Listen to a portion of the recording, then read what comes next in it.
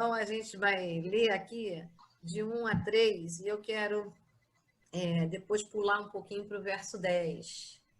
Diz assim, a introdução do livro: revelação de Jesus Cristo que Deus lhe deu para mostrar aos seus servos o que em breve há de acontecer. Ele enviou o seu anjo para torná-la conhecida ao seu servo João, que dá testemunho de tudo que viu, isto é, a palavra de Deus e o testemunho de Jesus Cristo. Feliz aquele que lê as palavras desta profecia, e feliz aqueles que ouvem e guardam o que nela está escrito, porque o tempo está próximo. Então, aqui no livro de Apocalipse, todo mundo sabe que o João, ele estava vivendo aquela época em que o cristianismo se iniciou, se estruturou, né? Principalmente os momentos iniciais do evangelho, e também a perseguição. E nesse período de perseguição, João é preso, o que acontece com todos os seus apóstolos, discípulos que se tornaram apóstolos, são os seus alunos que se tornaram enviados, né? E João é esse, um dos últimos, um dos mais velhos agora, já envelhecido, mas também prisioneiro na ilha de Patmos, uma ilha na Grécia, uma das 12 ilhas que existem ali, e é uma ilha que tem também 12 quilômetros de... E essa ilha na Grécia, Grécia é um lugar de sabedoria, né, onde a gente sabe que o helenismo e a cultura grega prevalecia, e um lugar onde a sabedoria é exaltada, mas a glória de Deus estava visitando aquele lugar, porque Jesus é a nossa sabedoria. E ali naquele lugar de grande sofrimento, porque João estava em Patmos preso, sofrendo. Estava ali justamente por causa do evangelho, mas por causa da sua essência, né, da sua lealdade para com o evangelho. E ali naquele grande lugar, ele fica isolado, ele vai passar aperto, porém, a graça de Deus, ali em Coríntios 2, né, o consolo de Deus veio sobre ele. E o que aconteceu? Esse homem que estava ali por causa da palavra de Deus, ele recebe mais palavra, ele recebe revelação. E ele vai exatamente perceber, vai ter visão, vai interagir com a presença de Deus. Isso é um privilégio, porque aquele que está dando a sua vida, né, está pagando um preço por causa da palavra, agora esse homem vai estar recebendo revelação para entregar não só alegrar o coração dele, mas para entregar as 7 igrejas. Ou seja, o ministério continua ativo. Todo mundo pensa que agora está acabando com o evangelho, acabando com o último apóstolo, ou seja, é o fim, e na verdade o evangelho está em pleno vapor, né? Ou seja, o melhor da festa João estava recebendo. Então, dias que são difíceis para a gente, só a introdução do livro já nos alegra, né? Dias difíceis, dias que parecem de cárcere, que parecem de privação e de sofrimento, porque João está sofrendo. É dia em que o Senhor não deixa ninguém sem o seu presente, sem a sua presença percebida, a sua manifestação. Mas João não era apenas um homem que servia a Deus, era um homem que entregou a sua vida ao serviço. Então, o que Deus faz? Deus entrega tarefas, e quando Deus entrega tarefas, sabe o que Deus está fazendo? Deus está dizendo, você vai viver bastante, você vai ter mais um período de vida para executar a sua tarefa. Então, que aquilo que parecia, né, um idoso sofrendo e possivelmente morrer ali no cárcere, ou o evangelho ser enterrado junto, na verdade, era Deus indo acima dessas questões ou daquilo que estava sendo aparentemente entendido. Por isso é que a gente tem que olhar para Cristo. Porque se Deus está falando, está alegrando, está consolando e ainda dando tarefas, o que significa? Ele é o dono do tempo e o dono da vida. Significa que ele vai dar vida e ele vai dar bênçãos à frente para que você execute. Então, o coração de João é esse coração que está ouvindo. Mas o recado que Deus diz ali para ele, através, né, de ditar essas palavras, diz assim: feliz aquele que lê as palavras desta profecia, verso 3. E felizes aqueles que ouvem e guardam. Então, coisas importantes foram ditas ali. Ler, ouvir e guardar. Ler, a gente sabe que João, ele caminhou muito de perto, com mais 2 discípulos, né, Tiago e Pedro, em muitos eventos com Jesus. Eventos até em que ele foi privilegiado, né, teve uma certa privacidade com Jesus. Mas a gente sabe também que ele é o chamado amado, que ele reclinava a cabeça ao lado de Jesus, e sabe também que Jesus disse, né, sobre a vida dele, sobre os dias finais dele. Jesus mostrou isso para ele. Então, Jesus e João têm essa interatividade e essa questão da revelação, que já está anterior. No final do livro de João, a gente vê Jesus falando, e Pedro até pergunta, né? Mas por quê? E nós? E eu? Como é que vai ser? E Jesus disse, isso não cabe, né? Então, nesse dia, a gente percebe em que João já recebe de Deus revelações, porque ele esteve presente, ele interagiu, e agora é mais um momento de privilégio.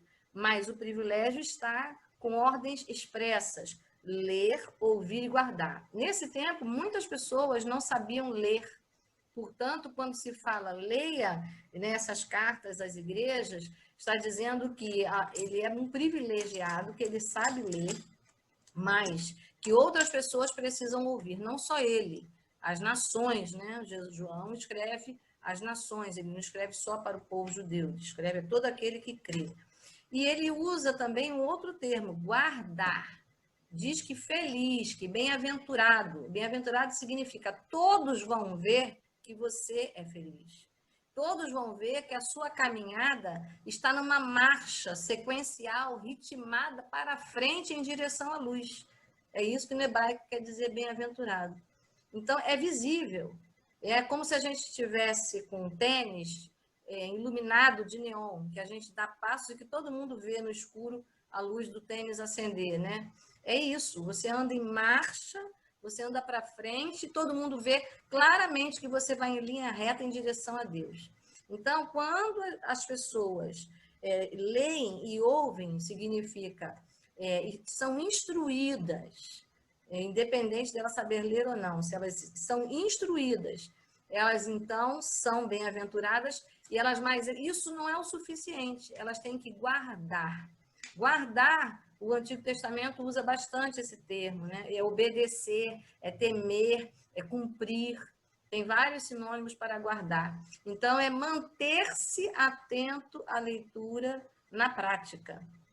Então, ler e ouvir são, na verdade, um conjunto que vão te ajudar a guardar. Aí é bom a gente lembrar que a visão ela tem 5 funções básicas, grandes, que nos ajudam a interagir e aprender.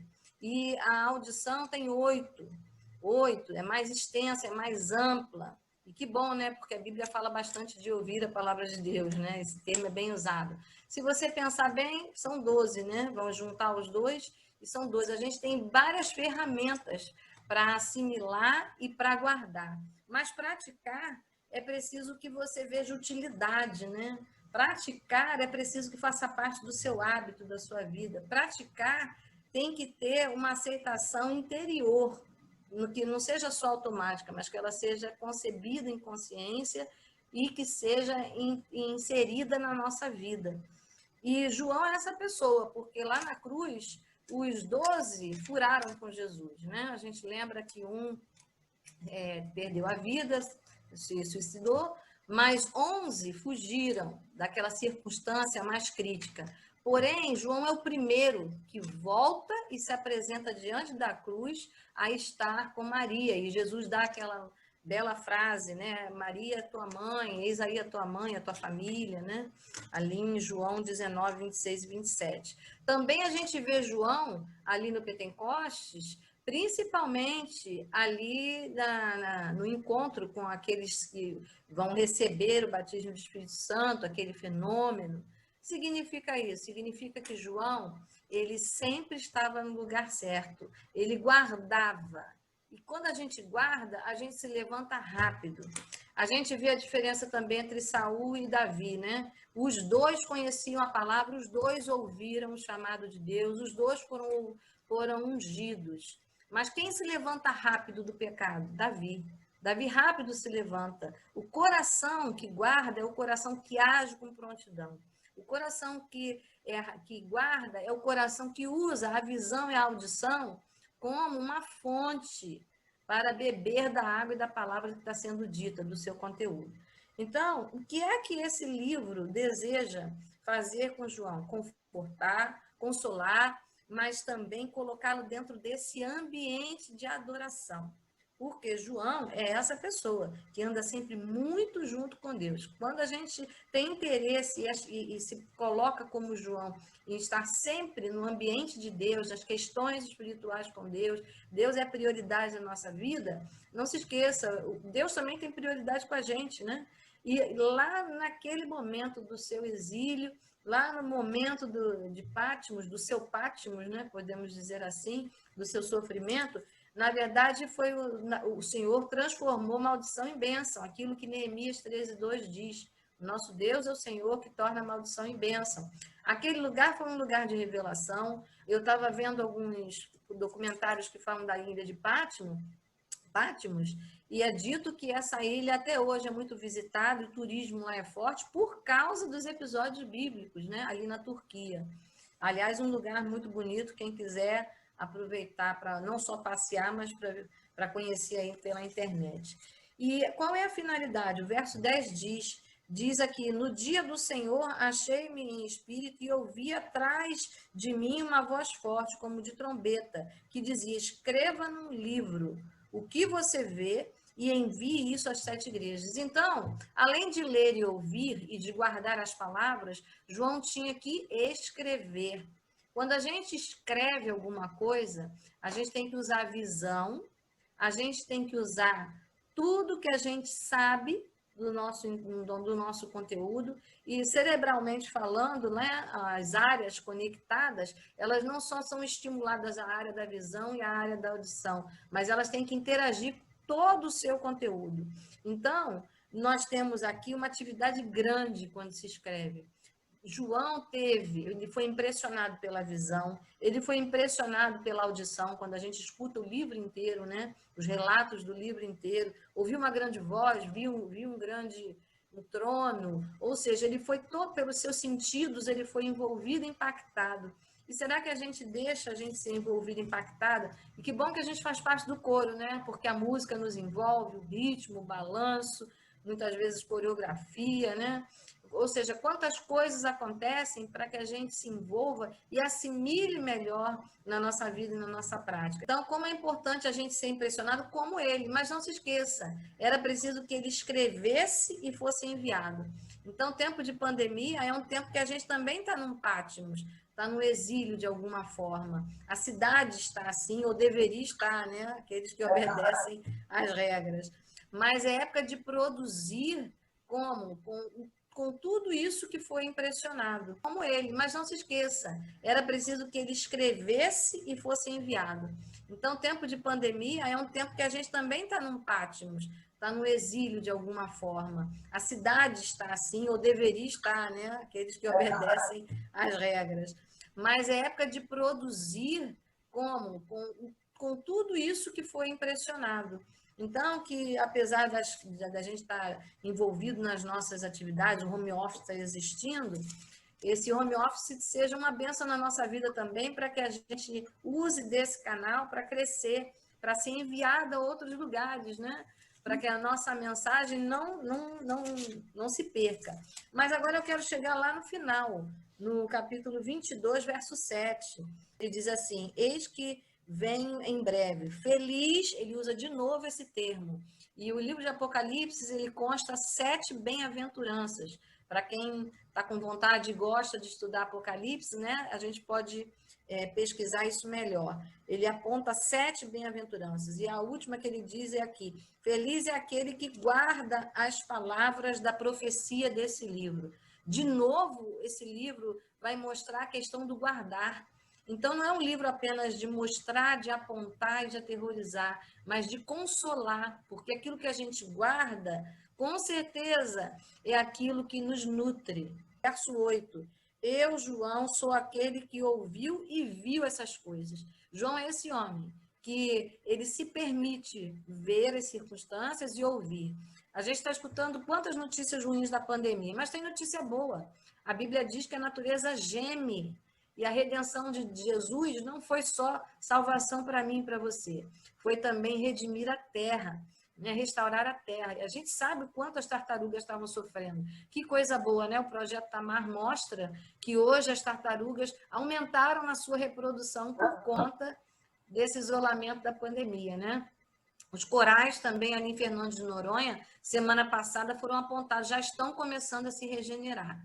Então, o que significa isso? Significa que o Senhor é um Deus justo e equilibrado. A gente pode estar sofrendo um pouco aqui com as nossas perdas de deslocamento, mas a natureza está ganhando, é necessário, né?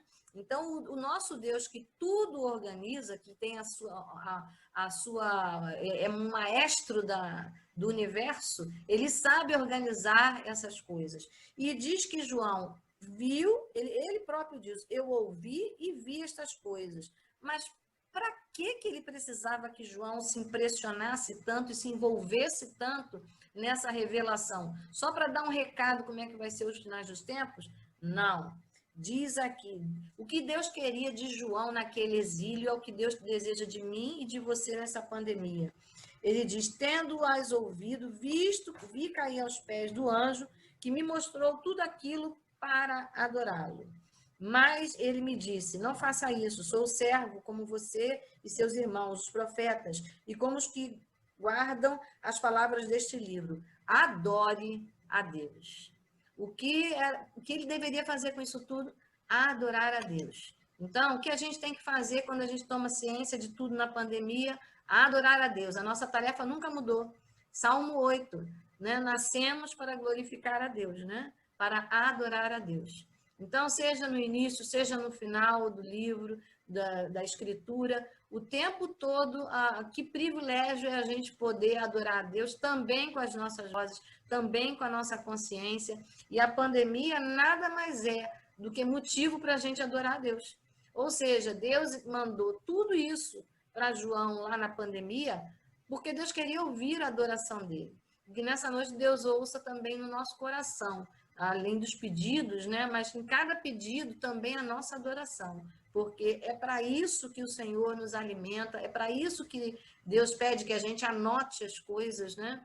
É para isso que Deus espera que a gente guarde aquilo que a gente vê e que a gente ouve, e que a gente guarde o melhor, porque tudo isso é projeto de Deus. Deus sabe lidar de forma harmoniosa e equilibrada. Que Deus nos abençoe e que a gente não se esqueça que é um privilégio ser envolvido também pela música, né? Para colaborar com o processo de adoração individual de cada um. Amém?